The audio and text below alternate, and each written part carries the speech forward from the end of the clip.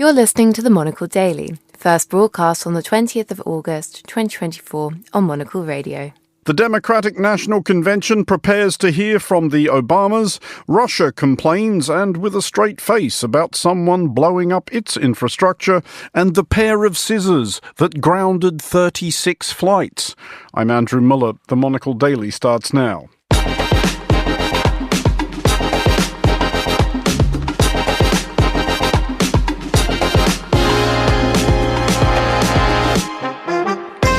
Hello and welcome to the Monocle Daily, coming to you from our studios here at Midori House in London. I'm Andrew Mueller. My guests Elizabeth Braw and Michael Binyon will discuss today's big stories, and we'll find out how one London gallery stands out from the crowd. Stay tuned, all that and more coming up right here on the Monocle Daily.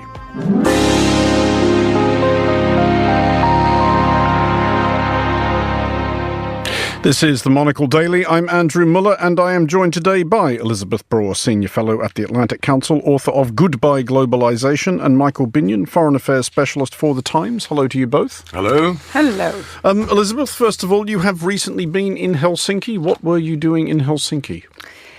Well, I was there because it's a phenomenally interesting city, of course. Spoken like a true Swede.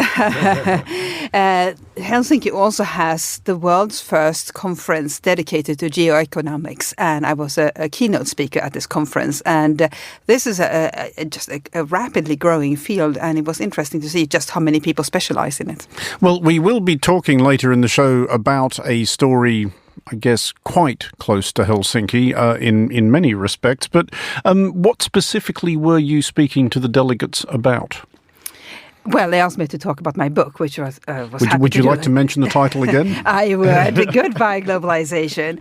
And it also features Nord Stream and various other geopolitical events that have taken place recently. But I think what is so interesting and why this conference has been launched in the first place is that globalization and geopolitics are, I was going to say merging. They are not merging, they are colliding, which means that lots of people are trying to understand what will come out of this heap of pieces of globalization that is being left behind. And it's absolutely fascinating. We don't have any sort of guide for what to do next. But what is clear is that globalization and geopolitics are clashing. And what better place to organize a conference on it than in Helsinki? Michael, last time you were here, you did have tales of far-flung locales with which to regale us. But that was really quite recently. Have you been anywhere far-flung since, or because it's been quite a short period since you were last here, anywhere even near flung? I think I've been almost all the time sitting in the Albert Hall listening to Proms concerts, one after the other, and we wonderful. might have seen each other there, because that's where I've been as well. There's some very good ones. Recently. London has a wonderful season in the summer. Fantastic. One concert after the next, and they're really very, very good. Has anything this prom season leapt out at you especially? Some very good Beethoven, both piano concerto and violin concerto, not at the same time, obviously. Some good Mendelssohn. I mean, there's been a whole range of stuff, and I'm going to more again soon. What have you? We've been sidetracked into a disquisition on the proms, Elizabeth. What have you seen that you've liked? I heard a really good performance of the Elgar Cello Concerto. It's often performed at standards below the highest kind, but this year we were lucky in London. I also had an unusual experience of hearing a performance where the orchestra and the soloists were not together. That happens very rarely at these august levels, but it did happen that time.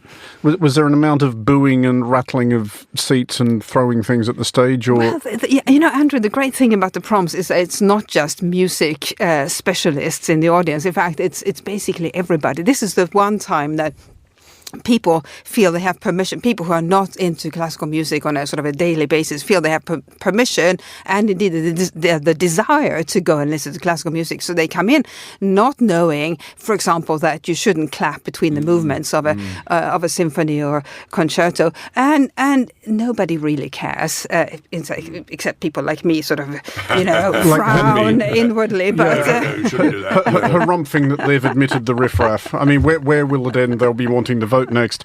On which subject? We will start in Chicago, where the Democratic National Convention is gearing up for day 2. Yesterday, day 1 was something of a showcase for the ghosts of Christmas past and present, as a hall full of the kind of people who chant the names of politicians heard from the party's unsuccessful 2016 nominee for president, Hillary Clinton, and their more successful 2020 candidate, Joe Biden. Here is some of what the president had to say. America, I gave my best to you. I've either been too young to be in the Senate because I wasn't 30 yet, and too old to stay as president. Those protesters out in the street, they have a point. A lot of innocent people are being killed on both sides. Let me ask you, are you ready to elect Kamala Harris and Tim Walz, President and Vice President of the United States? A brief highlights reel of Joe Biden's address to the Democratic National Convention. And I'm joined from Chicago now by the journalist H.J. Mai. To the president first, H.J., how did that go over? The crowd seemed enthusiastic. Were they still enthusiastic later? Yeah, the crowd absolutely was. I mean, let's not forget this is quite the turnaround that the president has gone through. I mean, a month ago, he was supposed to be crowned here, formally take his accept the nomination of his party to run for another term. Now he spoke on the first night, of the DNC. So it's quite the demotion for him. But this was his night. I mean, there were a lot of praise for his work, what he has done in office. And there was also some emotion on his face. I mean, he was introduced by his daughter, Ashley Biden. He had a tear in his eye when he came out, and then he received a standing ovation. I think he couldn't start speaking for about 6 to 8 minutes. So this was clearly his night. But once again, let's not forget. I mean, a month ago he thought this whole DNC would go different for him. Well, indeed, and another speaker who may have been gritting their teeth somewhat and thinking it should have been me was, of course, former Secretary of State Hillary Clinton. What did she have to say? Well, I mean, she basically, tried to lay out, just like everybody else last night, make the case for Harris and why it would be such a bad idea to re-elect the former President Trump. And she also, talked about the potential history in the making should Harris win. I mean, she talked about how she and other women before her, tried to push through that glass ceiling. And she mentioned that now she can finally see the other side. And what she sees there is that Harris, will take the oath of office and become the first female president.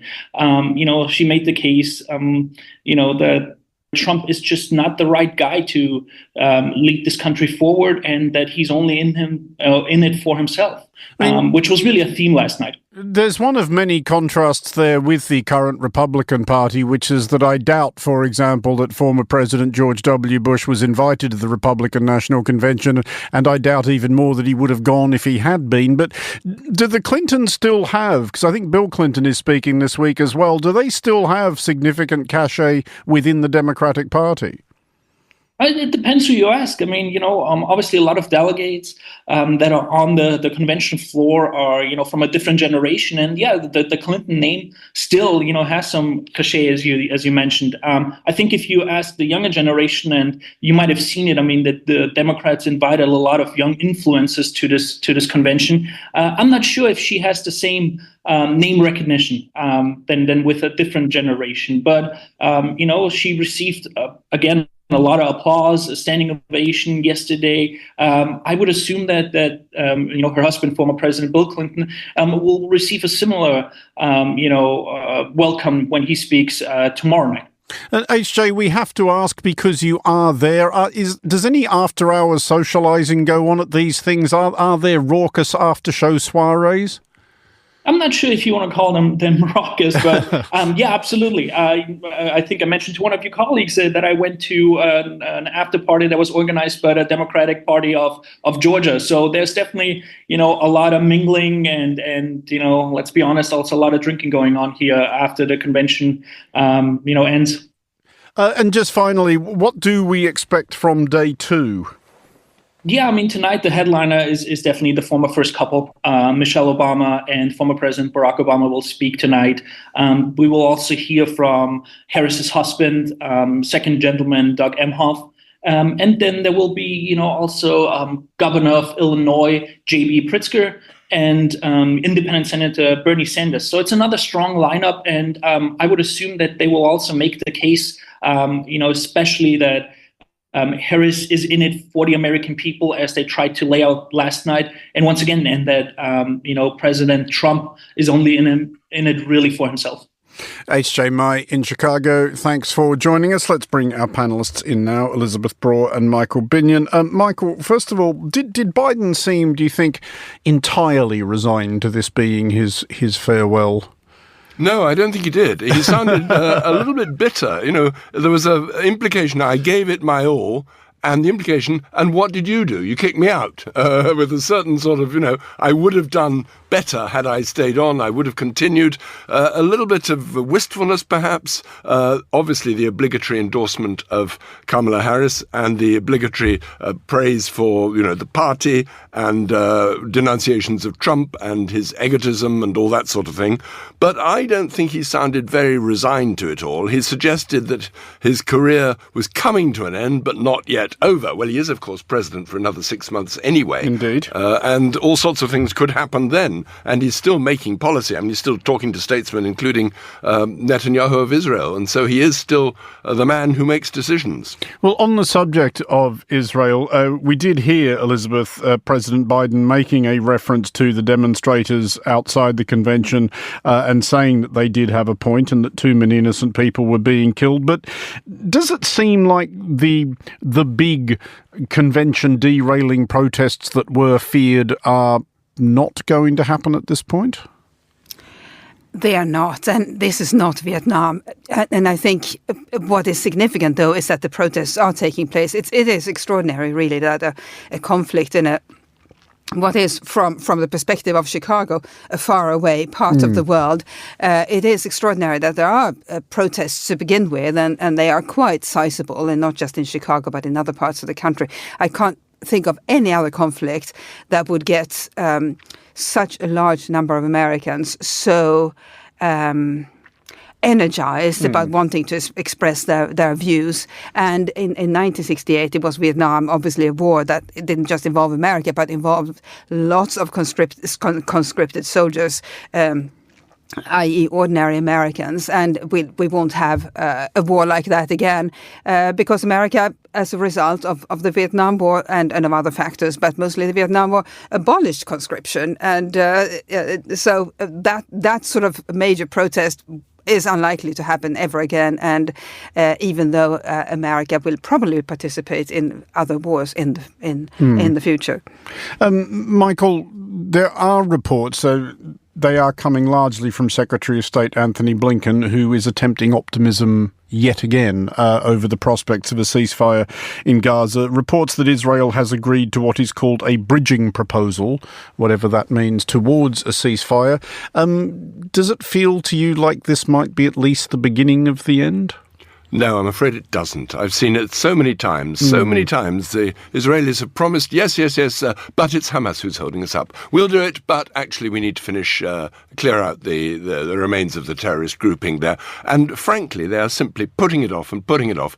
Netanyahu is determined to go on until what he sees as victory, namely the smashing of every single cell of the Hamas leadership. And that, as the Americans have said to him, is simply impossible. It cannot be done. And he's prevaricating. He knows he's got to appear to be negotiating. Blinken probably knows that they're not going to get anywhere on this. We've been round this thing time and time again. This is Blinken's 10th visit to the region. And we're really not seeing any real progress. And the bombing of civilian targets, well, they're not actually targets, but civilian infrastructure is still going on. Well, let's move along to the pathos-rich spectacle of Russia complaining to pertinent authorities that an injustice has been done to it and that the response has been short of satisfactory. Specifically, Russia is whining that Germany is moving with insufficient speed in investigating the 2022 bombing of the Nord Stream pipelines, which once conveyed Russian gas between the two countries beneath the Baltic Sea and which were the physical manifestation of a German optimism that a mutually beneficent economic relationship with Russia would blunt any revanchist inclinations harboured by Vladimir Putin. Seemed like a nice idea at the time, etc. Elizabeth, Germany, in its defence, says it has issued an arrest warrant for a Ukrainian diving instructor identified intriguingly as Volodymyr Z. We assume not the same one. He is said to have fled Poland for Ukraine. Do you get the sense that Germany is maybe in deference to Russian sensibilities here, that maybe Germany is not trying terribly hard to solve this? Well, you have to have some sympathy for the investigating authorities. So it's Germany, Sweden and Denmark. Those are the investigating countries. And so what they are having to do is investigate this act of sabotage, which it clearly was. But what do you do once you get closer to maybe identifying a perpetrator if you are one of these three countries? If it is Russia or somebody connected to Russia, then you would have to retaliate against Russia. If it were to turn out to be Ukraine, then it would be mightily embarrassing. So I think the investigating authorities being also politically aware would not be in any sort of rush to draw conclusions about the identity of the perpetrator and their links to a particular government, simply because that puts these three countries in an impossible situation when it comes to taking action in response to the sabotage. And of course, the response would depend on which side committed the sabotage, but it's an impossible situation either way. So I would not be surprised if we never hear from these authorities in either country, in any of the countries, who they think the perpetrator was. Michael, I have asked various senior office holders from the region, both off the record and on, who they think blew up Nord Stream. All have professed complete bafflement.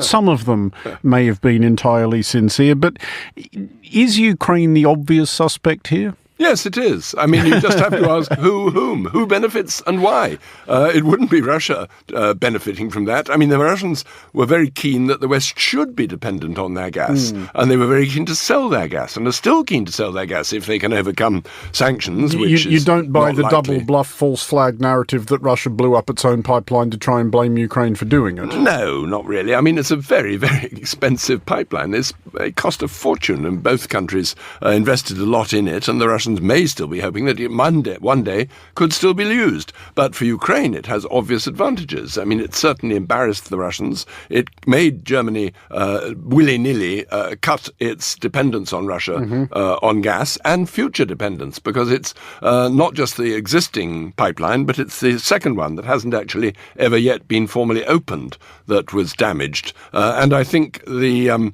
Ukrainians have every incentive, but equally they have every incentive to say nothing and cover up their tracks, because it's sort of underhand warfare, or undersea warfare, you might say. And on top of that, the actors that are really in trouble at the moment is the insurance industry, because if you insure a piece of infrastructure, especially a very expensive piece of infrastructure like this, you have your various insurance policies, but those insurance policies don't cover acts of war. And if it were to turn out that the perpetrator was connected to a foreign government, then the insurers could argue that, this was an act of war, we don't cover it.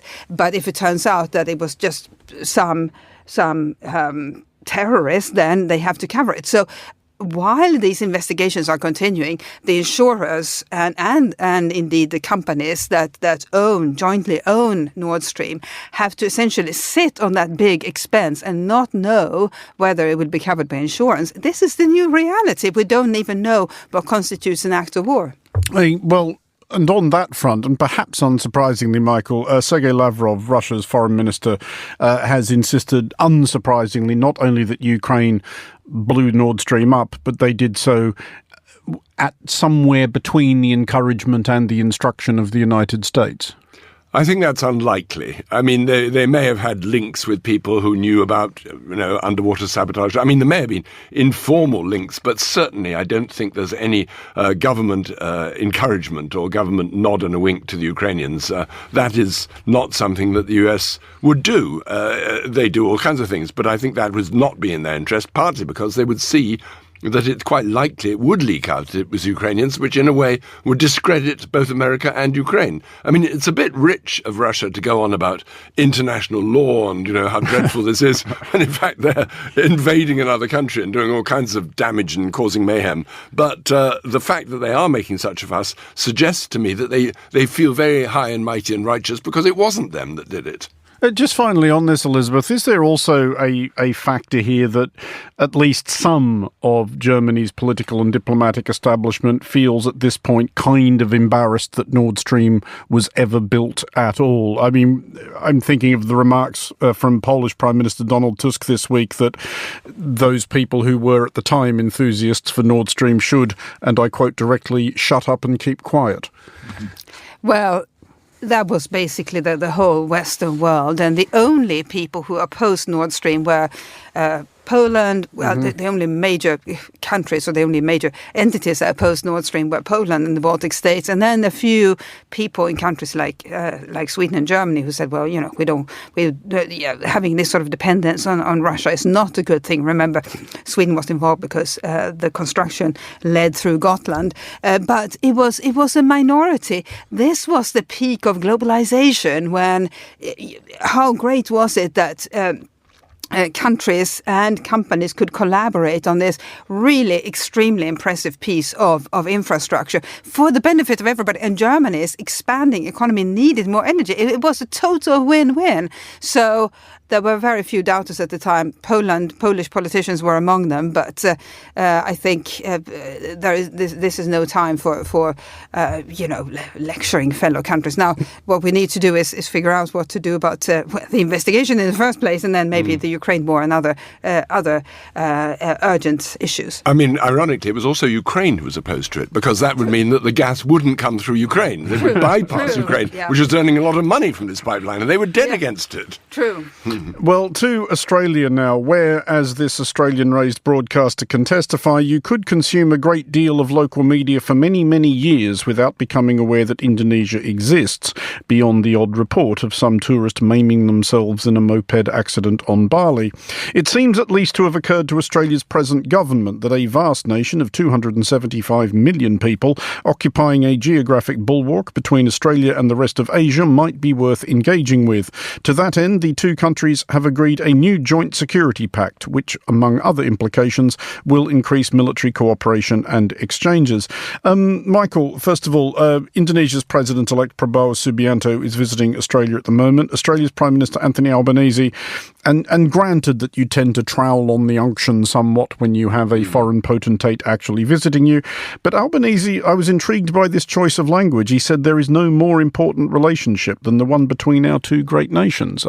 When Australians talk about that, it's usually about the United States and maybe, depending on what sort of mood they're in, the United Kingdom. Yes, I think he's got an eye on regional security in particular. And as you say, Indonesia is an actual physical barrier between Australia and China, which is the other great worry for many Australians. What will the relationship be in future? And I think the other thing is that Indonesia is potentially an important export market. Up to now, it's been China where all the exports have gone. So I think there are all sorts of reasons for wanting to improve relations with Indonesia, and it's also a way of trying to woo Indonesia away from a kind of, well, I won't say a neutrality, but they've never really taken sides in any of the Asian kind of tensions and what's going on there. And there's now a feeling, well, China really is flexing its muscles, particularly in the South China Sea, and Indonesia would be a very useful ally, and particularly the president-elect, who was, as I think, is the current defense minister. So he has a really good idea of what's going on. And it's a very logical step and sensible. Is Indonesia, Elizabeth, also picking a side here, as Michael suggests? They have, as they're perfectly entitled to do and able to do, given their extraordinary heft, able to chart their own course, fairly confident that no one's going to shove them around. But this exchange does go both ways, and they are allying themselves not only with Australia, but you could also argue at one remove with Australia's relationships with the United States and Europe and the United Kingdom. Well, that's why I called my book The Return of a Divided World. This is what we're seeing more and more countries deciding that they have to choose which side they want to belong to. And 10 years ago, you didn't have to choose a side. We were all on the same side and we all wanted more trade and so forth. Maybe not 10 years ago, it was beginning to become a little bit more complicated, but 15 years ago, certainly. Now countries are realizing they have to pick a side. And how do you choose a side? So I'm not knowing what sort of negotiations preceded this in behind closed doors. I don't know what the Australians said, but I am convinced that the Australians worked very hard to make this deal happen, because Australia needs more friends and allies in the region as the world becomes more divided. And we should remember that China has felt at liberty to punish Australia in various ways when a politician said something that those in charge in China didn't like. So the more friends Australia can cultivate, the more secure its position will be commercially and at the end of the day, militarily. I mean, does China, and it's debatable, Michael, the extent to which China would care about this, but does it risk, as it throws its weight around in the vicinity, risk pushing literally everybody else into a corner, ranged against it? Is it creating more enemies than it might know what to do with? I mean, particularly on the littoral of the South China Sea, all the countries all around there are feeling under threat. I mean, the Philippines in particular, there have been incidents, there have been actual physical, confrontations, and various others are looking with alarm at this. I mean, India particularly, they're frightened of what the Chinese call the string of pearls. In other words, their bases and harbours all around the Indian Ocean, trying to turn the Indian Ocean also into an area of Chinese influence. And I think Indonesia is feeling that their northern neighbour is really becoming too much of a hegemonistic power, and that others matter. Australia also has an interest in showing that it is, to some extent, an Asian power. Australia's always been a bit divided as to whether it's a sort of an outcrop of Europe far away, or whether it actually fits into the region and is an Asian country. Well, it's not Asian by ethnic makeup, but it's Asian in its geography. And I think for them it's very important to be close in every way, militarily, economically, psychologically, to some of their neighbours. Well, let's move along to something altogether more trivial. And while there is not generally much consoling the victim of a cancelled flight, it is usually something more than nothing if we are at least assured that the flight was cancelled for obviously good reason, like a wing has fallen off the plane or something. In a less well-mannered society than Japan, mutiny might have been occasioned by the information that a flight had been cancelled due to a pair of scissors going missing from a shop. Precisely this occurred this past weekend at Hokkaido's domestic airport. 36 flights were grounded while staff searched for the errant shears. Elizabeth, how would you have been philosophical in that situation, or would you have attempted to start a riot? Well, it's never a good idea to start a riot in an airport. You sound like you've tried. Not least because you may end up getting arrested and may never leave on any flight. But I think experience has taught me that it's always a good idea to be courteous to airport staff, and indeed even when they've cancelled a flight because they've lost a pair of scissors. Yes, because they have your fortune in their hands. They can give you a hotel or put you on a different flight. Don't be mean to airport staff. Or airline staff, for that matter. I mean, it is an extraordinary story, Michael, and it has, I confess, thrown me into a grapple with my own conscience, as in, do I abuse this platform to maintain my own personal grudge against British Airways as we enter week 10 of their failure to deal with a cancellation of a flight a little less than 10 weeks ago, and it sounds like I've already done it. Nearly 10 weeks in order to... Well, I mean, airline flying is risky. I mean, things happen. Nearly 10 weeks in order to agree that the flight that they cancelled was in fact cancelled and write me a cheque. But I did want to ask, Michael, because you must have travelled a great deal. Have you seen a memorably overzealous application of security rules? I will offer my own benchmark, which is that many years ago, I thought it had been lucky for me. It turned out to be unfortunate for the other person. I was landing in Australia. I jostled my glasses getting off the plane and knocked out that tiny screw that holds the frames together, and did actually say out loud something effective like, "Oh God, if only somebody near me had a really tiny screwdriver."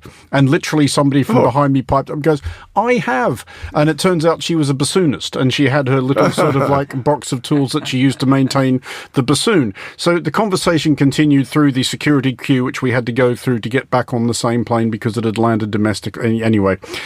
And I was still adjusting my glasses. And as did you stay in touch, though?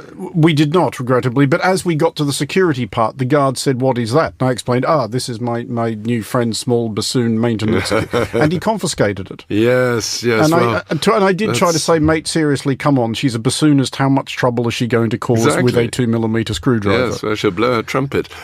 She has every right to be extremely angry. But of course, the problem is it's always one small thing like this. Now, wasn't it the notorious incident with box cutters? It was. Which led to the pilots being killed on the flights on 9/11. It was. It was box cutters. I don't know what they are, but I mean, they're sort of small cutters of some kind. They are an implement with a retractable blade. Yes. I mean, and scissors. I mean, it depends how big they were. What we don't know is, did they find the scissors? And if so, were they ready to be wielded against some poor unfortunate? Have you ever been marooned for unconvincing reasons, Elizabeth? I have not, but my son was recently told that he had a piece of cheese nicely wrapped in plastic and so forth, and he was told that he couldn't bring it on the flight because cheese is made from milk, and so technically this piece of cheese was a liquid, so he had to relinquish it. So the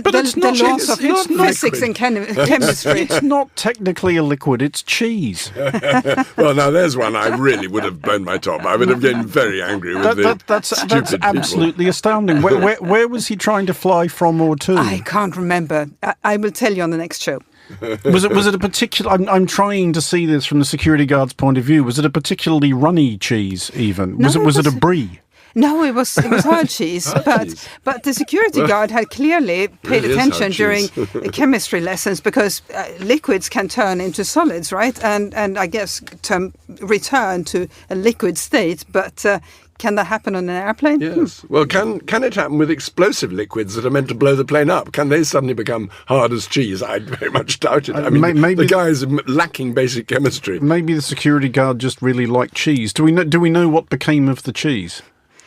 I think became property of the airport. I think eaten. I think he's taken it home. Elizabeth Braw and Michael Binyon, on that astonishing bombshell, thank you for joining us. And finally, on today's show, in a capital city with endless activities to explore, how might an art gallery tempt visitors in? For many years, the terraces at the Hayward Gallery in the heart of London have become a highlight for spotting unusually large-scale installations that capture the imagination and intrigue of passing traffic, neighbours and tourists alike. Monocle's Maylee Evans headed down to visit their current exhibition from Tavares Strand, There Is Light Somewhere, and spoke with the Hayward technician Jacopo Sazzi to find out what the latest addition to the skyline contains and some of the challenges in installing these works.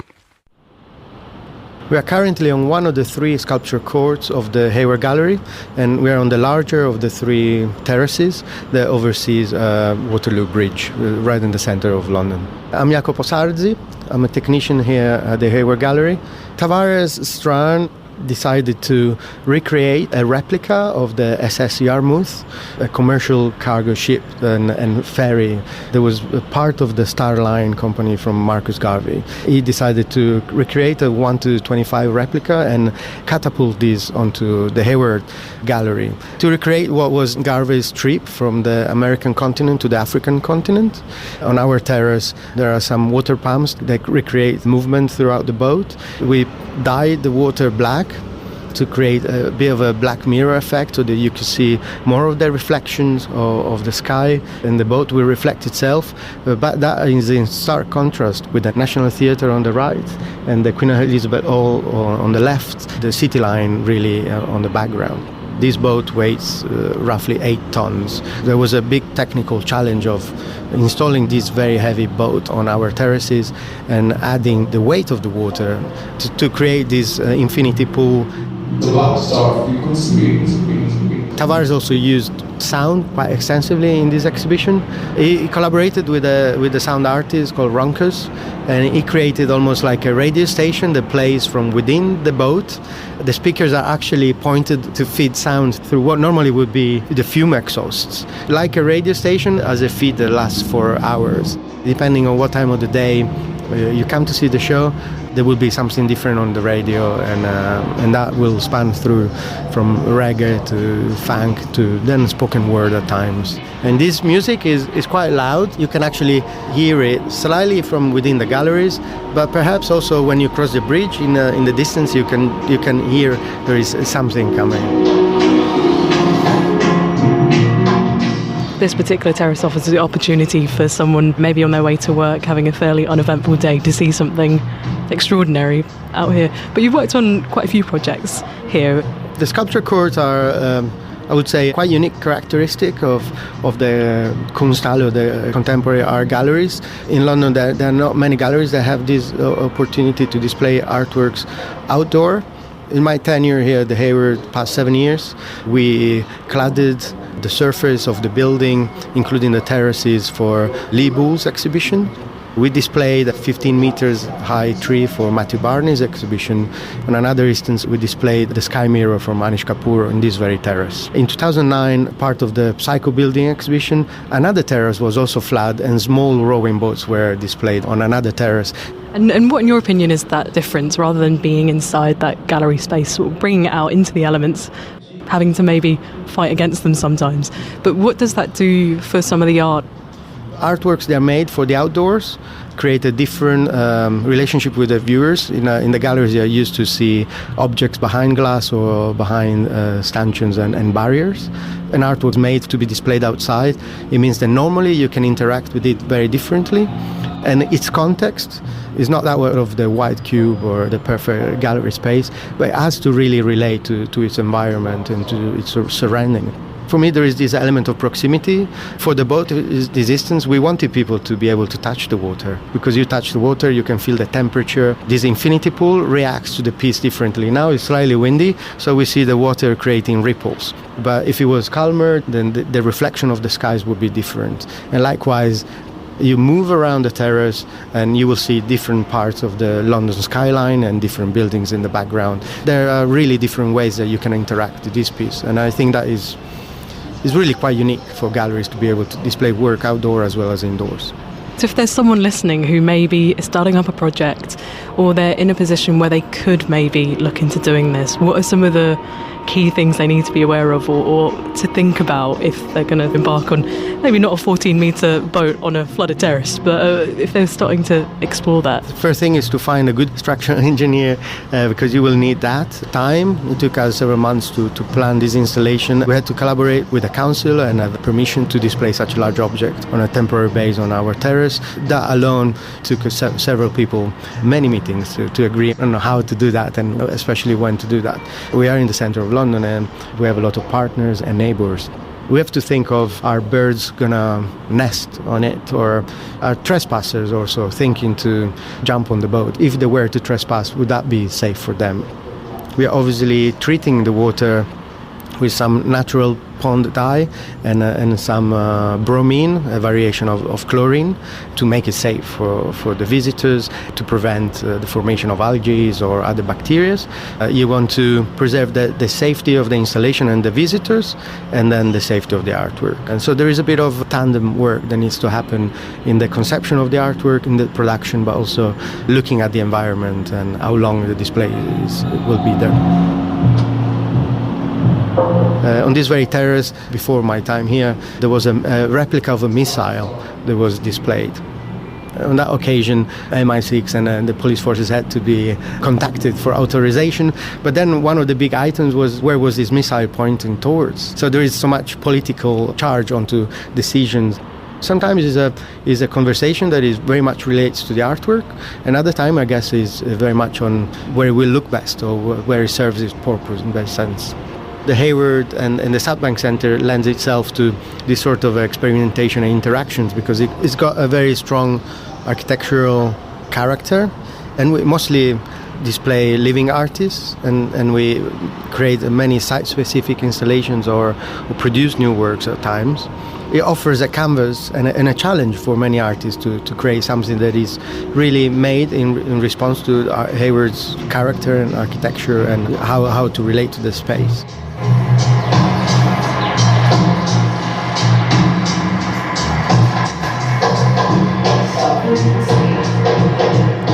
That was the technician Jacopo Sazzi in conversation with Maylee Evans. The exhibition Tavares Strand, There Is Light Somewhere, is on at London's Hayward Gallery until the 1st of September. And that is all for this edition of the Monocle Daily. Thanks to our panellists today, Elizabeth Braw and Michael Binyon. Today's show was produced by Hassan Anderson and researched by Gunnar Gronlid and Sana Jumani. Our sound engineer was Steph Chungu. I'm Andrew Mueller here in London. The Daily returns at the same time tomorrow. Thanks for listening.